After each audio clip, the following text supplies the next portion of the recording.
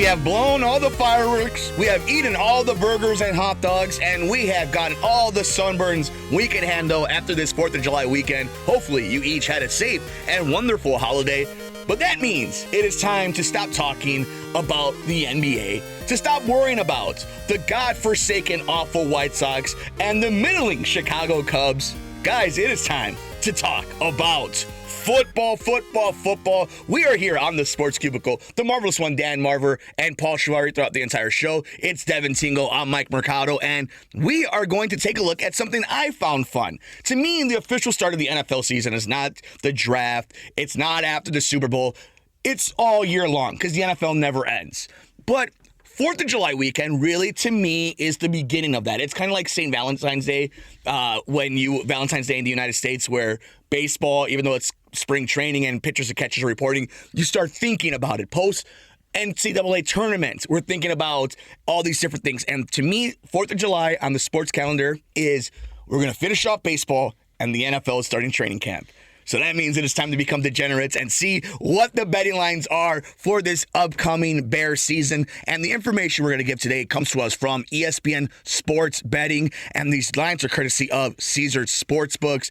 And I'm going to go through some of these big acquisitions, some of these key losses, and some of these over-unders. But before we get to that, Devin, as we get closer to the Bears going to training camp, are you feeling a little optimistic? Do you have a little bit of excitement? Is it trepidation? Where are you with the 2023 Chicago Bears heading into the season?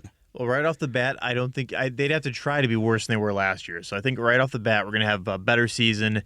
And the games were entertaining last year, even when they were losing. So if they can actually win, 7 games or so, imagine how entertaining those 7 games are going to be here.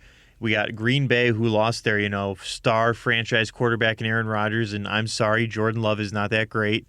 Watch, he'll throw 7 touchdowns opening week against the Bears and made me eat those words. But for now, I'm going to stick that Jordan Love is just not this, great quarterback. He's not going to be anywhere close to Aaron Rodgers. Maybe in Aaron Rodgers' rookie year or first season, we'll say. We'll see. But definitely a little bit more optimistic than most, Mercado. I will give it that much. The Bears, as much as I'm like, yeah, maybe we should lose her some more picks, it's like, no, let's get this ball rolling here.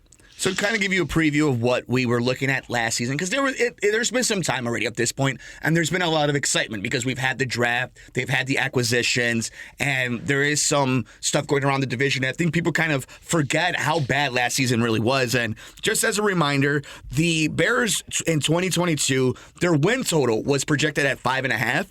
They finished with a 3-14 record. They were 5-11-1 records against the spread, and they were on team overs 10-7 tied second. So not a good showing by last year's Chicago Bears. But if we're taking a look ahead in 2023, the 2023 win total is 7.5. The odds to make the playoffs are at plus 175, that's tied 21st. And the odds to win the Super Bowl at plus 5,000, that's tied 20th. So actually, when I was in Vegas for my brother's wedding, I did put some bets in for the Bears over, the Bears to win the division, and for Justin Fields to win MVP. Those are the ones that had the most juice for it. Obviously, like the division win for the Bears, there wasn't a lot of squeeze to that bet. I think a lot of people believe it's going to be Detroit, it's going to be Minnesota, it's going to be Chicago. Like, it's up in the air.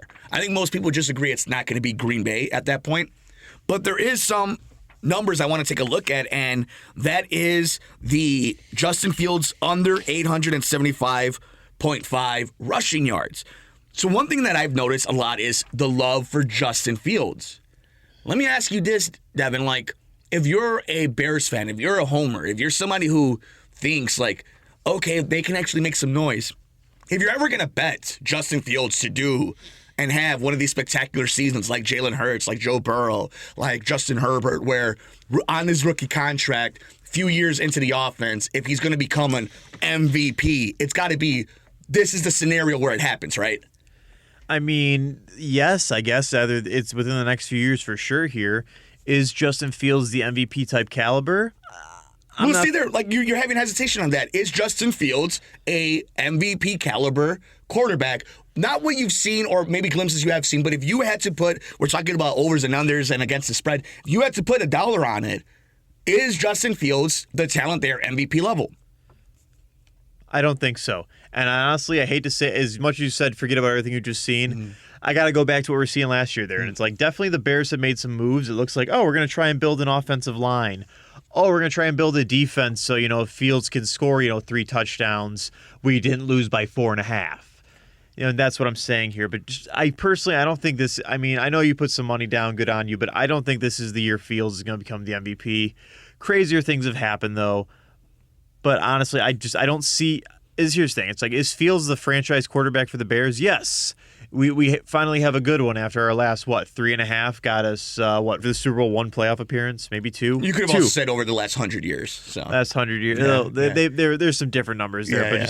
I feel like Fields, he's the franchise quarterback, and the fans actually like him, which is crazy because it doesn't matter who the quarterback is in Chicago. You're going to get hated no matter what. So we'll just kind of see where it goes here. But personally, I don't think Fields is going to be MVP this year. I'd put $1 down. Very good. I think it's a coherent, and I think it's a very logical opinion about it. I think it's one of these things, like, if you're looking for the unexpected to happen, if you're looking for the good odds, you could easily bet Josh Allen, Patrick Mahomes. You start naming on the list, and you're like, yeah, of course you can name them. But if you're trying to make money, if you're trying to think outside of the box, if you're trying to be the guy who has the crazy pick, it's somebody like Justin Fields. Okay, Paul. Yeah, it's somebody like that, though, who it's the trajectory for Justin Fields, I feel, is one of two ways. It's going to be a very frustrating, long career where people are always trying to tap that potential, or he's top tier, top 10, top 15 in the league. I don't think there's going to be a middle ground. I don't think you're going to have a Derek Carr in this situation. I don't think you're going to have a Ryan Tannehill. I think this is going to be a guy where he's either up there with Lamar, or he's down there with name your quarterback playing for X team. I think this. Trevor Lawrence is a better passer than Justin Fields. What else does Trevor Lawrence do better than Justin Fields? They're both supreme athletes. They both run the ball well. I think Trevor Lawrence is a better minded quarterback. He's picked it up faster.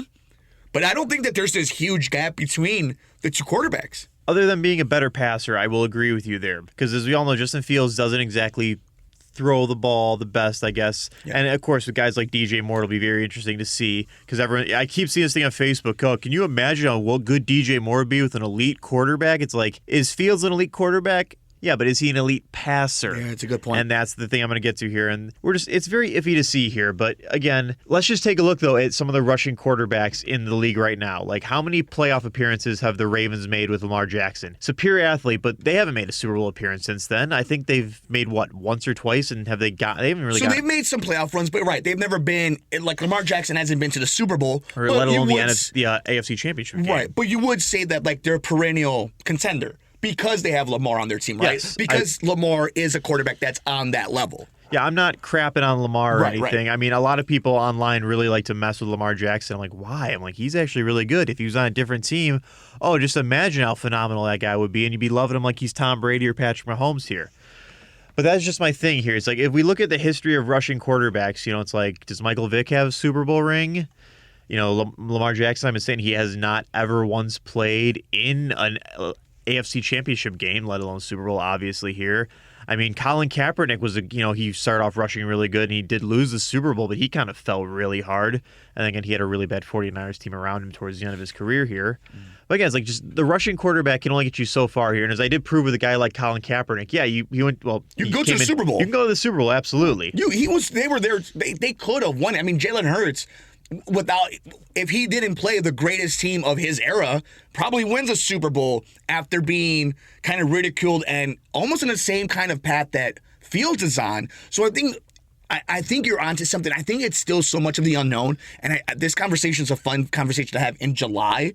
Things will change come September, October, November, December. We'll have a better idea of what can actually happen with this team. And this all comes down to Justin. This all comes down to Fields. We're going to get to, I think, Fields and the rest of the pack of the quarterbacks in a second, because I think that's a fun conversation to have. But why don't we talk about this really fast? Key draft picks. Darnell Wright, I think that's a huge one. It seems like they found themselves a starting tackle, even if it's on the right side, for the next decade. Well, if you want to know something funny, I was Googling before this. I Googled Darnell Wright, and the first thing that pops up is Darnell Wright any good? Which is kind of a bit of a red flag That's Bears fans looking up. Yeah. But as we all know, Mercado, it's not that I don't like Darnell Wright. It's I don't like what happened to get him. That's fair. There's a lot when you're looking throughout the context of that draft. But I do think they looking back at it now, It's not as sexy as getting Jalen Carter, but I think it was the right move for this team. Sure, whatever you gotta tell yourself to help yourself sleep at night. We'll find out in about 3 years we, how bad. We will, yes. Yeah. Dexter coming in to play defensive tackle, that is their biggest weak point. When we talked about Jalen Carter, that's why it hurts so much. They don't have a defensive line. They are going to get eaten up by the run game, and they're going to give up a lot of big plays. Even though I think their secondary is awesome from Brisker and Gordon, I think they have a phenomenal linebacking and secondary crew. After having one of the worst secondaries for how many years? But this and while having a good defensive line, exactly, it's the opposite now, and it's going to hurt this team. But let's go do key additions because I think this is really important. DJ Moore completely changes your entire offense because all of a sudden Darnell Mooney and all these guys get put in the right spot, and now you're not relying on Chase Claypool, which is a big thing because we don't know the X factor that is it good or bad. But you bring in Tremaine Edmonds and TJ Edwards right away. Your linebacking crew might be the best in the division, right there, top tier. Nate Davis, a starting guard for your depth. You know how much of a rotating door it is on your offensive line. You got to do whatever it takes to protect and make sure you accentuate what Justin Fields does right. And this is one of those moves. Robert Tonyan is another one that does it. And Deontay Foreman. So I think they put depth in a lot of places that they needed to. And I want to read this really fast. This is for favorite futures for 2023. This again coming to us from ESPN Sporting Betting. And this is specifically from Tyler Fulham. I'm a big believer in what the Bears have done to help Justin Fields take his game to the next level. Acquiring DJ Moore gives Fields a proven number one receiver and allows Darnell Mooney to slot into a more appropriate role as a number two receiver. Robert Tonyan joins Cole Kmet at tight end, and Chicago has a deep stable of running backs and an offensive line that should have improved ability and depth. He also writes, I believe Justin Fields is the most talented QB in the division by a wide margin. If I had to play the win total right now, I would lean over. So there is some, from at least the betting people, the Sharks, there is some optimism. But it all comes down to Justin Fields, right? What is the two things he brought up? Offensive line and DJ Moore. The two things that are going to help Justin Fields. So why don't we go through this, Dev? Here on the Sports Cubicle, we're enjoying post 4th of July, which means the NFL is around the corner. It's the marvelous one, Dan Marver and Paul Chivari throughout the entire show. Devin Tingle joining me, Mike Mercado, as we are looking at some futures and some Bears conversation. Hopefully you guys all had a safe holiday. Make sure you're following us on Twitter at Sports Cubicle TV. You're on YouTube. Check out our ugly mugs. We're at the Sports Cubicle. Everywhere else at Sports from the Couch. And of course on SoundCloud at WCPT 820 if you would like to see the entire show. Patrick Mahomes 1. Easy, right? Josh Allen 2. Joe Burrow 3. Justin Herbert 4. Aaron Rodgers 5. Lamar Jackson 6. Jalen Hurts 7. Trevor Lawrence 8. Kirk Cousins 9. Dak Prescott 10. Tua Tagovailoa 11. Matthew Stafford 10. Deshaun Watson 13. Derek Carr 14. Geno Smith 15. Jared Goff 16. Daniel Jones 17. And coming in at number 18 on this list from a very awesome, reputable sports at PFF, Sam Munson, is Justin Fields. I think this is disputable already. This was made in May, late May. He's top 20 we agree on already. He's higher than some of these dudes on I think that better list. than Daniel Jones. Let's go through unless it. I'm All right. missing something. Yeah, no, let's. So this is what he wrote. Justin Fields. Fields won himself a starting job last season with almost no help around him. New general manager Ryan Post stripped the roster of talent around him, and Fields was able to emerge as one of the most dynamic players in the league. His passing is still very much a work in progress, but last season his primary targets were tight end Cole Kmet and speedster Darnell Mooney. This is a huge year for Fields to show what he can do with more help. So let's go up the list then. He's better than Daniel Jones. Yes. And I think the Bears, even though Daboll, I think, is a really good coach, I think the Bears are better than the Giants right now. Absolutely. At least offensively, which is crazy to say. Jared Goff, look, I don't think Jared Goff is a scrub. I don't think he's a scrub. I just think Jared Goff is Jared Goff. I think Jared Goff, coming to Detroit, he found a system that works for him. And it really shows here. Because, again, as much as he says, and I'm not going to quote word for word what he said, but he said a phrase, I wish I won that bleeping Super Bowl, which I think anyone who lost the Super Bowl would say. But it's definitely, I think he needs the right coach and the right system here. When the Rams kind of, made a little changes, I think that really messed up Jared Goff here. And, of course, we're seeing, with a quarterback like Matthew Stafford, they did great. But once he got injured, that team went to, doo-doo land. But definitely, I think Goff fits in Detroit, and I think he might actually be a little bit under 2 on that list. Yeah, that's a really good. It's a really good observation. Something that he, along with Justin, he has to prove himself this season that Absolutely. it wasn't a fluke. That is something serious. Geno Smith earned the right to be on this list at 15. Yeah. Again, you got to show it. Veteran that's been in the league, but Seattle's a heck of an organization. He's got crazy weapons over there, so I'm not upset of it. But I think Justin is in that range. Derek Carr. Okay. Where's Paul? Yeah, I know. Although in New Orleans, it's going to be interesting to see him there. Deshaun Watson. If this was Deshaun Watson the year before he got suspended in the playoffs when he lost to the Kansas City Chiefs, yeah. The Deshaun Watson I've been watching play football? No. Justin Fields is a better quarterback with a better future than Deshaun Watson. Then we get to the part of the list where I'm super sus. I'll keep Stafford there. Tua Tagovailoa at 11 is over Justin Fields. He's at 11? Think about this, and this is where we can leave it at, because I think the top 10 is the top 10. You can argue about Kirk Cousins and Dak and Trevor Lawrence, whatever, but the biasness against Chicago Bears football. Let's take Chicago out of it, because I want to take away my homerism. The bias against Bears football, and their, rightfully so, their lack of quarterback development. If Justin Fields was playing for the Miami Dolphins, San Francisco 49ers, New Orleans Saints, there would be as much hype, if not more, than Trevor Lawrence has in Jacksonville. But because he wears the navy and orange and plays for an organization that's never had a credible modern-day quarterback, there is more doubt and skepticism on Justin Fields than there is any other young quarterback in this league. There's not going to be as much scrutiny on C.J. Stroud and Bryce Young than there is on Justin Fields to this day, and I stand by that statement. Personally, I don't think there's a Chicago bias because, again, the Chicago Bears were the first one of the first NFL teams, I should say. And if anything, haven't you kind of noticed how the Bears, they seem to get a lot more coverage than they should, even when they're playing, like, trash. Like, gosh, how many, we had some, games, we had some, big primetime games we shouldn't have had during the Mitch Trubisky era.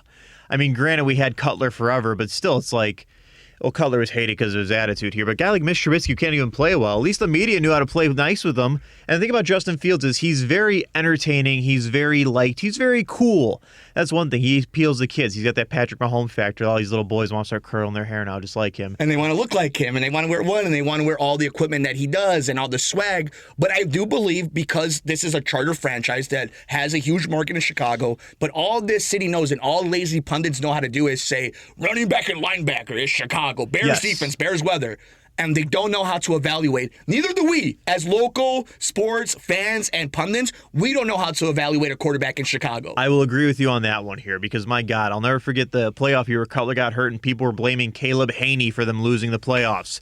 Your third stringer's playing. Shut the you-know-what up. Let us know your thoughts. Don't shut up on Twitter at Sports Cubicle TV. Let us know your thoughts on this conversation. And, of course, we're on YouTube at the Sports Cubicle. Everywhere else at Sports from the Couch. And, of course, on WCPT SoundCloud at soundcloud.com WCPT 820. Check out our friends over at Sheets and Giggles. I know that the stars were filling with fireworks, keeping our poor puppies up, as well as ourselves.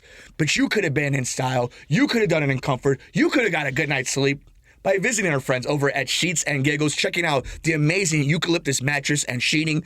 You can use our promo code, the Sports Cubicle, Sports from the Couch, for 15% off your next purchase. For the marvelous one, Dan Marver, for Paul Chivari, for Devin Tingle, I'm Mike Mercado.